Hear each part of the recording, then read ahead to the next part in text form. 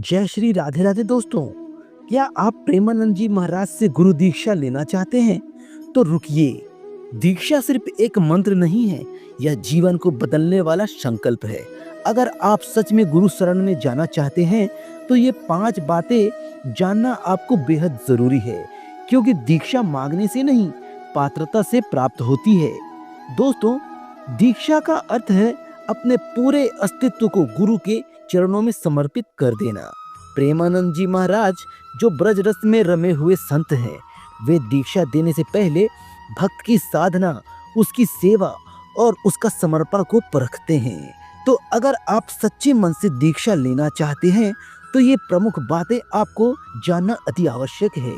दोस्तों, प्रेमानंद जी महाराज की दीक्षा सामान्य रूप से ग्वालियर जिले के नरवर धाम में दी जाती है, जहां उनका प्रमुख आश्रम स्थित है। इसके अलावा जब वे किसी विशेष कथा या संत सम्मेलन में जाते हैं तो वहां भी दीक्षा के विशेष आयोजन होते हैं।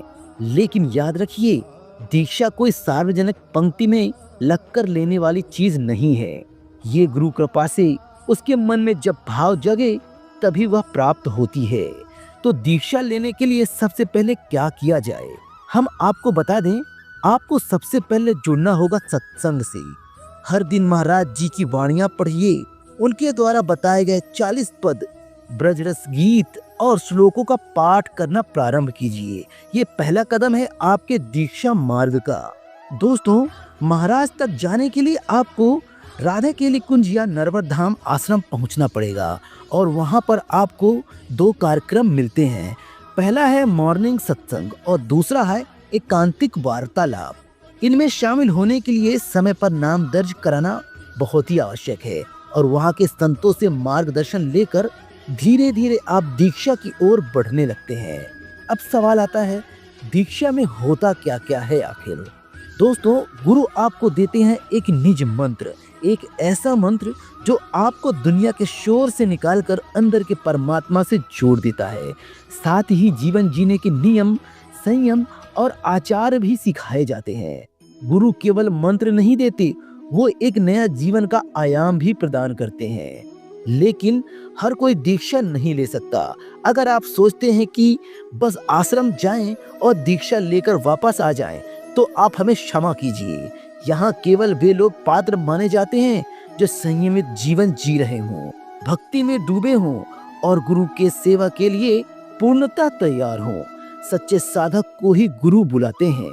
जब आपके भीतर पवित्रता का दीपक जलने लगता है, तब गुरु स्वयं ही दीक्षा देने की प्रेरणा पाते हैं। तो अब आखिर हम क्या करें, दीक्षा कैसे प्राप्त होगी? दोस्तों, आज से ही शुरुआत कीजिए गुरु महाराज की कथाओं को सुनना और रोज वाणी का पाठ कीजिए। नियमित रूप से उनकी भक्ति में समय दीजिए। सत्संग की डोरी पकड़ लीजिए। फिर देखिए, आपको बहुत ही जल्द गुरु जी महाराज के द्वारा बुला लिया जाएगा। अंत में बस आपको इतना कहना चाहूंगा, गुरु मिल जाए तो जीवन का हर अंधकार समाप्त हो जाता है। गुरु की दीक्षा मिल जाए तो जीवन केवल जीना नहीं, सेवा, भक्ति और मोक्ष बन जाता है।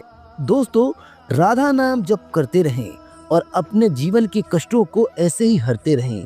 तो मिलते हैं ऐसे ही ज्ञानवर्धक अगली वीडियो में। जय श्री राधे राधे, जय गुरुदेव।